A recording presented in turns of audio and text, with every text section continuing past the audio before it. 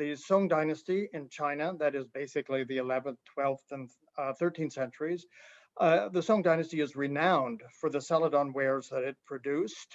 The Celadon wares were pioneered and evolved in China, coming to fruition in the Song dynasty, but Korea and Japan as well also produced Celadon wares.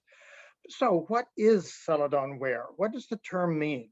Well, it's a little bit confusing, precisely because people use the term Celadon in different ways, often to mean different things.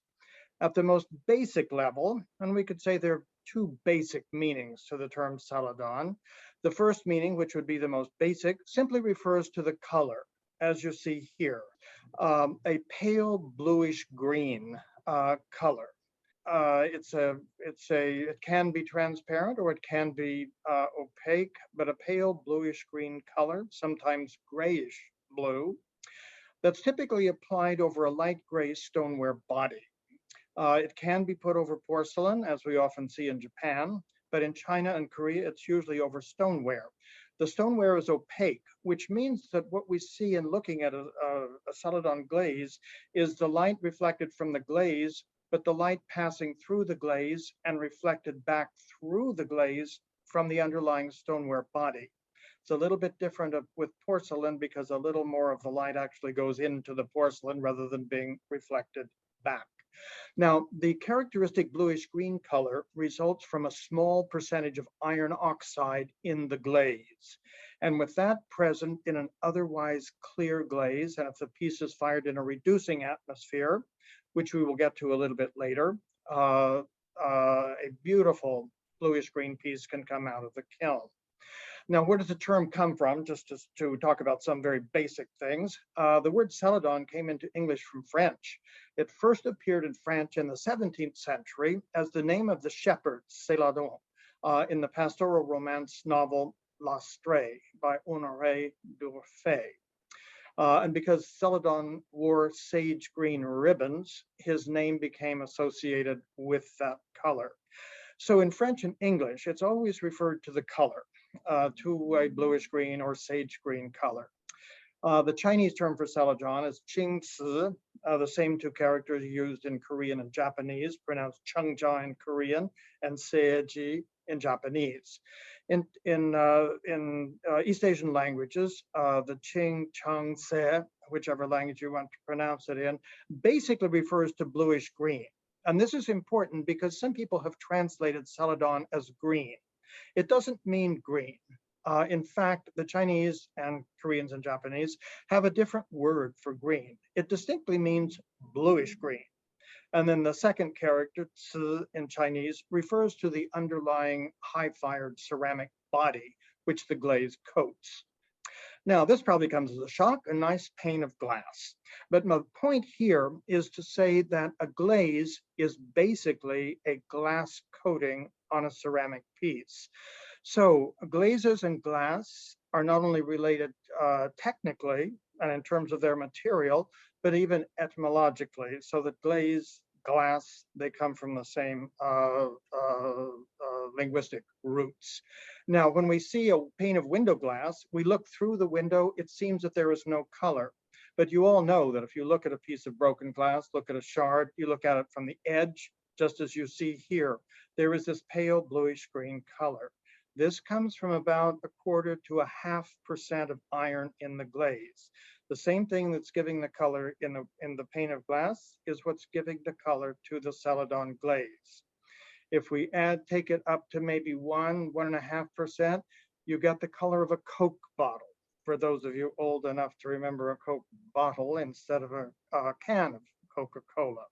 But this establishes the relationship between a glaze and glass and shows that even in the glass, in some ways, it's a form of Celadon. Now, when you take the amount of iron in the glaze to 2 or 3%, and then you fire the piece in a reducing atmosphere, which means that the firing chamber in the kiln is kept without fresh air and without oxygen, it will fire a beautiful bluish green, sometimes more blue, sometimes more a little bit more green, as we see here. And then this is not a Celadon, but it's just to show that if you add a little more iron and take it from the 3%, more or less, it's in a Celadon glaze, to 5 to 6%, you get what is essentially a black glaze. If you look very carefully at the mouth of this piece, you'll see it's not a truly black glaze. It is a very dark brown glaze. We might call it a black coffee brown glaze, which looks black in reflected light, but in transmitted light, it's actually very dark brown. And of course, I'm referring to the basic glaze color. It results because the glaze is saturated with iron oxide, which means that additional iron oxide can be placed on the surface in these spots or mottles that you see here for decorative effect. And because the glaze is already saturated with iron oxide, the mottles stay on the surface and don't sink into the glaze, which means that the color of window glass, the color of Celadon, and the color of a black glaze like this, we might even say they're siblings. It's not a radically different formula. It's just the amount of iron oxide in the glaze.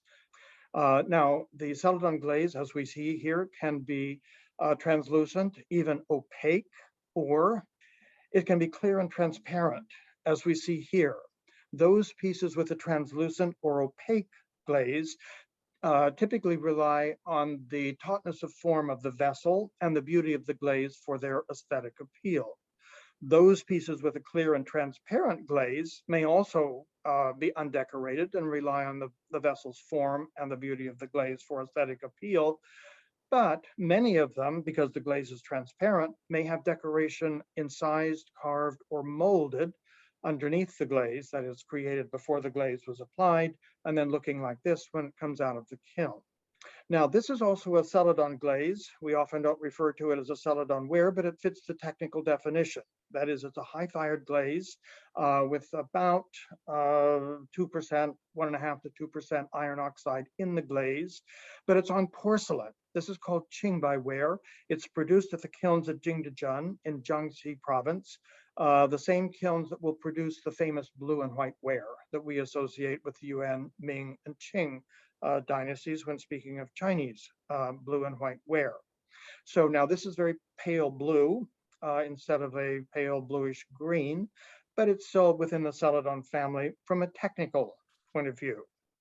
And then talking about the wide range of Celadon wares, this wouldn't qualify for the definition of pale bluish green, but it qualifies from the technical point of view because the basic glaze is colored with about 2.5% of iron oxide. But to that glaze, the potters have added either bamboo ash or potash. And the addition of the ash or potash causes the glaze to turn this beautiful pale blue, often termed a robin's egg blue. But if you left the potash or bamboo ash out, it would be a bluish-green Celadon glaze. But with that addition, it turns blue. Sometimes, I didn't bring a slide, but sometimes the potters might add a splash of copper or copper oxide to the surface of the glaze before firing, which will result in a nice purple splash. And I think Kawase Sensei has probably taken inspiration from some of these types of Chinese Celadon and Celadon family of wares from the Song dynasty. So I hope that gives some idea of the different meanings of Celadon and the wide array of pieces that can fall fall under that umbrella.